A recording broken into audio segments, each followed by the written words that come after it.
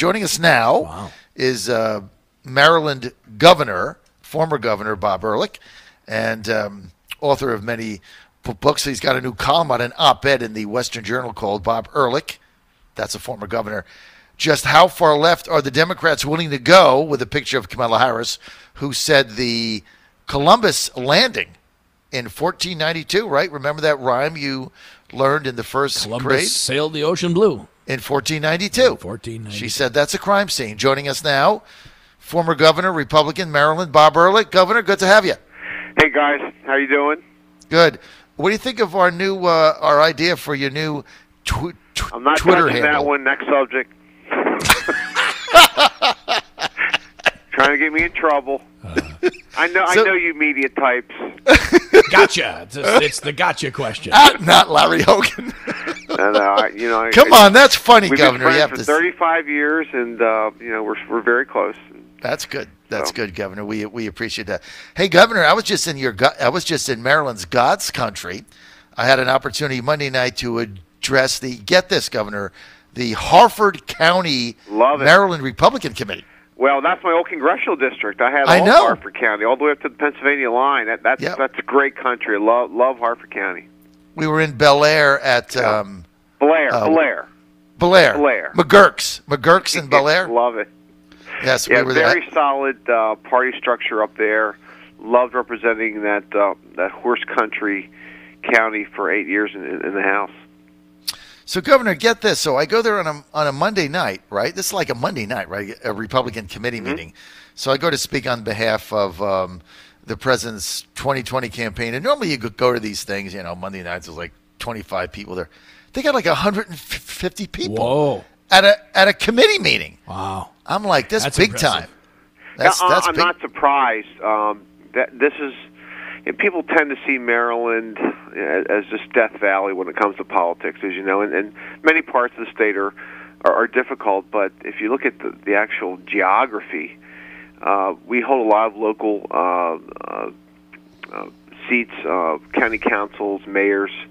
The gerrymandering obviously has cost us at least one seat in the House, in the U.S. House. We only have one member. But in counties such as Hartford, we do very well. And as I said, it was a great pleasure to represent that county. I'm not surprised at the turnout. First of all, you're a draw, right? I would hope so. People come from miles around. To come see John obviously, and there's a lot of pent-up frustration. There's a lot of pent-up, not just frustration, but it's enthusiasm. It's the rights resistance. People talk about the left, and it's obviously the reason for my column. There's so much attention given over to this sort of uber-left policy agenda that is now been floated on a daily basis by the leading 2020 candidates on the Democratic side. But no one talks about the resistance from the right, which is just average people reading their newspapers or listening to the radio or watching TV or reading blogs every day now and going, what? Huh? How far left can they go? And that's obviously the genesis of my column. Well, let's start with just a couple things, and the outrages of the week, and it is like, how far left are they going to go? Kamala Harris saying that Columbus Day should be scrapped in favor of People's Indigenous Day, and that the landing in 1492 in, I guess, Plymouth Rock or wherever he landed, that was a crime scene. She said, isn't that part of this whole strategy to just... A crime scene that led to her running for the presidency. I mean, it's like, what are they talking about, Governor? Well, here's the most bothersome aspect to it. I know you both will agree. It's the attack on assimilation. Yeah, it's the melting pot. Suddenly, it is no more. It is not good enough. It's not the goal. I mean, this is not the Democratic Party. It's not certainly most Democrats I know. The assimilation, the melting pot, pluralism, that was our strength. We talked about it. Sometimes, by the way, we fell short, obviously. It was, to use a term they're using these days, aspirational, but it defined the country. It's why people still line up to come here. And suddenly it's no more. It's no more good with the uber left, with the progressives, and that's attacking the very foundation of our culture. So if they continue to do this, I think there's there's probably a very bad day in their future in November of 2020. Well, then we've got, every day you've got something. I'll get into the new Green Deal in a moment, which is out of a comic strip in my view. But now you got an elected official. I mean, these are elected officials, right? Kamala Harris is running for president. She's a senator. Yeah. You've got, you've got. I mean, it's just, this is even hard to believe. You've got a congresswoman in Pennsylvania, 5th District. Her name is Mary Scanlon, freshman, who says that, we played the clip 2 times today. I don't want to play it again, but she says yesterday she compares border security officials of the United States doing their job. She compares them to Germans in Nazi Germany, and compares them to Nazis. The Nazi analogies are just out of control as usual. I mean, what is up with this? Well, what's up with this is, again, a plank of the progressive left, which is borderlessness. It's national boundaries being suggestions rather than lines. It's an attack on our sovereignty. Again, it's an attack on the essential tenet of the country. Mm-hmm. If you don't have borders, you don't have a country. Mm-hmm. And so, again, I have a lot of Democratic friends, obviously, traditional liberals, moderates, conservatives. In Maryland, it runs the gamut on the Democratic side. This does not represent a lot of views of liberal Democrats. Can you imagine Hubert Humphrey coming back looking at this today? Mm-hmm. Yeah, or like Scoop Jackson. These folks are progressives. Yep. And to be distinguished from liberals, by the way, particularly on the issue of speech. Right. So again, it's a minority view, but it's getting a lot of ink. It's getting a lot of enthusiasm, and it's the propaganda on MSNBC and CNN every day, and the Post and the Times is real. And again, most of America is sitting back going, what? And as long as most of America is saying what, we're okay, by the way. Well, let me ask you this, Governor Ehrlich, which is amazing, is that we have this booming economy, more jobs right now than we have people applying for the jobs, unemployment across all levels at all times, so wages up, taxes down, businesses expanding, small businesses expanding. We have this economic resurgence, manufacturers coming back, factories open, and you've got a Democratic movement that is advocating going to a socialistic state. You know, normally you get that when the economy, you know, if this movement was going on during the Carter years, the misery index, 25%, right? 13% inflation, 12% interest, 10% unemployment, right? Remember that? Yeah. The misery index. You know, you could kind of see it, okay? Let's try something else because we're in the middle of a disaster. The economy is booming. So what is the point here? Well, I would add one item to your list, which is real wage income. Real wage growth, I should say, is increasing, and that is a great barometer. That's just average folks doing better. And when you throw it into all the other statistics that you mentioned, the economic scene is really healthy. It just is. What that's about is, again, this fight for the soul of the Democratic Party. The new agenda planks are, again, not traditional liberalism. They're progressivism. It's a wholesale attack on wealth and success and profit and markets and freedom. This is an anti-freedom movement. The denominator for the Green New Deal is an attack on freedom. And so it sort of makes sense if you look at it from that perspective, from that paradigm. So, again, the facts on the ground they're relevant. This is a college lecture at Berkeley. This is utopia. This is what we should, again, aspirational. You know, the Green New Deal, by the way, is not aspirational. We don't aspire to this stuff. Most people don't. You see some of the even progressives backing off and using this term, but it's the incorrect term in this context. People like their steaks. Okay, they like their backyard barbecues.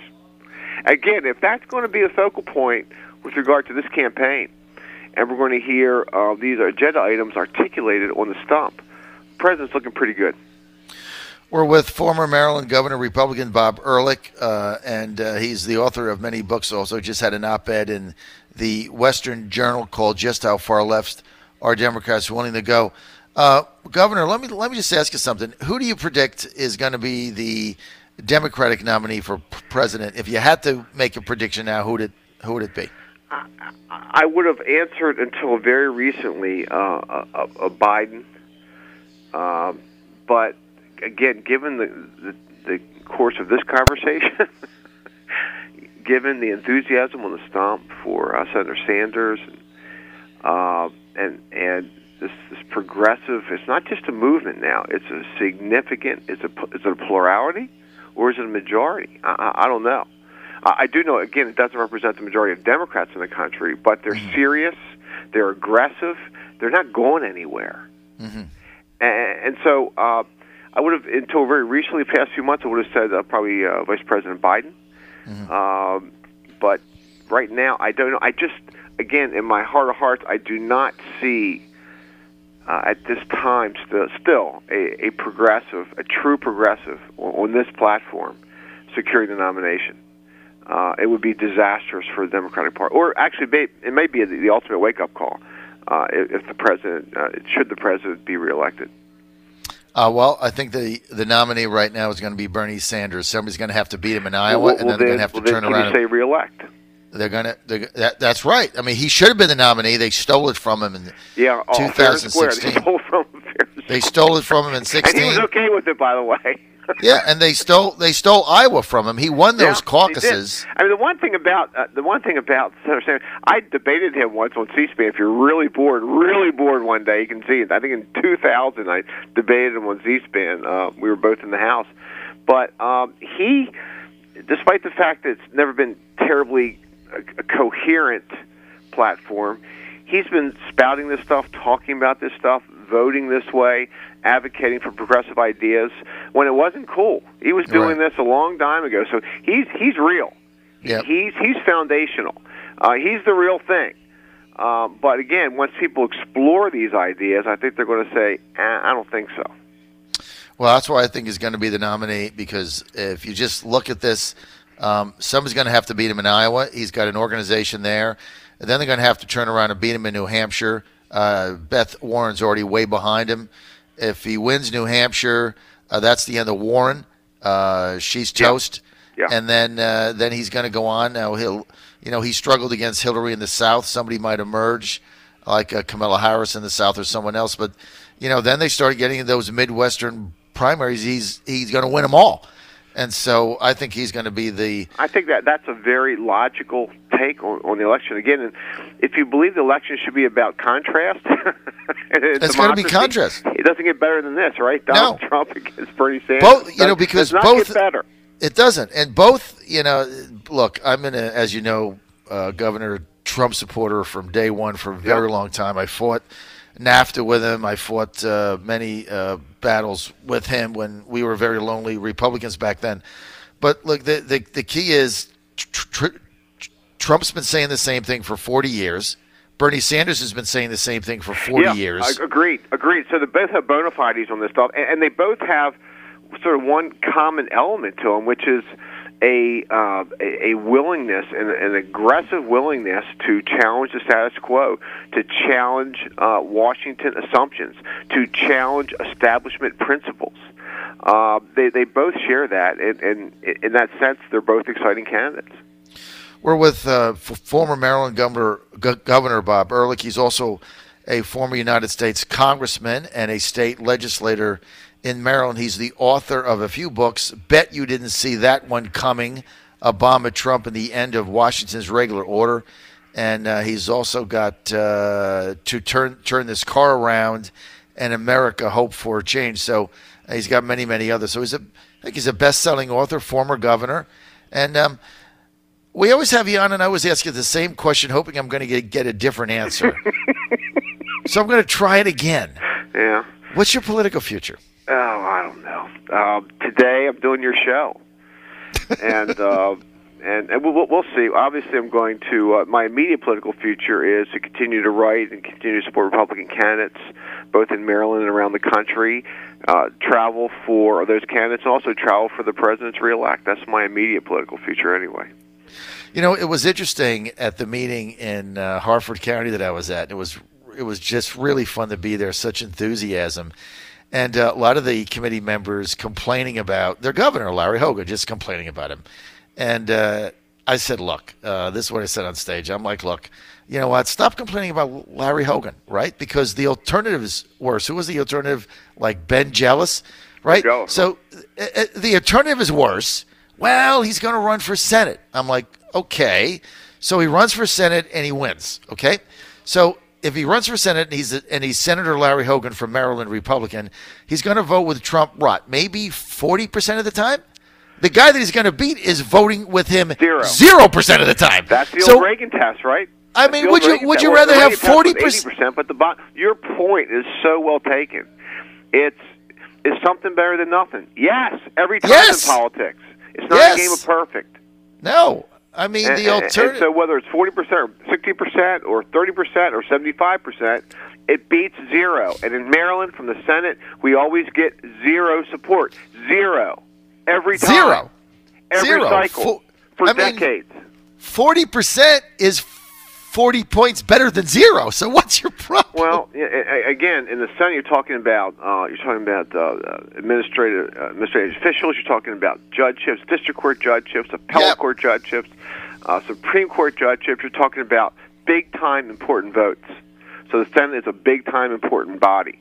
So if you can pick up votes in that body, do it. I mean, you know, the pre-Larry Hogan governor, the former governor that ran for president. I mean, he what was he, 2 terms, and he rained down, you know, some of the most liberal left-wing policies that Maryland's ever seen. That's why we call it the People's Republic of Maryland. So Ben Jealous was as liberal left-wing as he is. So as you said, the problem is for Governor Hogan, for me. For any Republican who happens to get elected governor of Maryland, it is a legislature. It's a very hard left, and it certainly limits your ability to do things. You can kill some things, but it certainly limits your ability to be proactive. All right. Well, are you going to the Conservative Political Action You Conference? may see me. I'll let you know. I'm a busy couple of days here, but I love that convention. I remember the president. It's probably 15. I'll never forget him walking down the hall with his entourage and the excitement, and me thinking, what, this guy's running for president? I mean, we know each other a little bit from past dealings when I was governor, and he brought this beauty contest to Maryland, and I'm thinking, you know, but the sense of excitement that surrounded him that day, this was a couple years prior to the campaign, when no one seriously was talking about him running for president. It was, I'll never forget it. I'll never forget the reaction to him at the speech. I'll never forget him walking down the hallway there with all the radio guys. It was serious enthusiasm. That was 2014. 14, okay, it was 14. Yeah. It was 2014, and he had flown up from Mar-a-Lago. Remember he was that? Palm Beach. Yeah. Yep.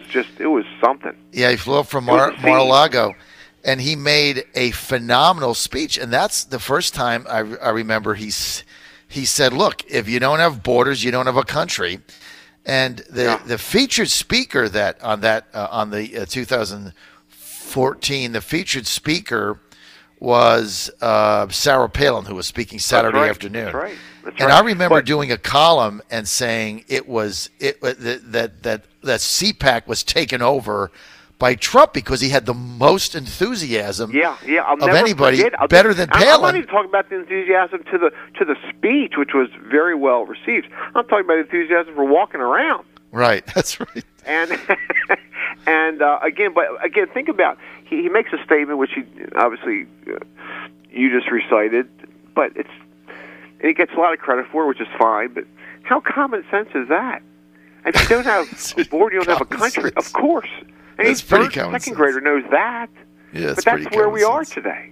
Yep, it was pretty common sense, and I remember he stole the show from Palin. He stole it from Rand Paul, who was one of the favorites to run for president. And then in 2015, he came back, and Jeb Bush was running, and Jeb Bush bust in 300 people from different places in order to have kids with signs on that they had to pay to get there. I remember all this stuff, Governor. I got to go. I didn't know that, but I remember all this stuff. John Fredericks Radio Network. It's always good to have you on, Governor Bob Ehrlich. Thank you for being with us. I really appreciate it. Great talking to you, my friend. Take care. Godspeed, everyone.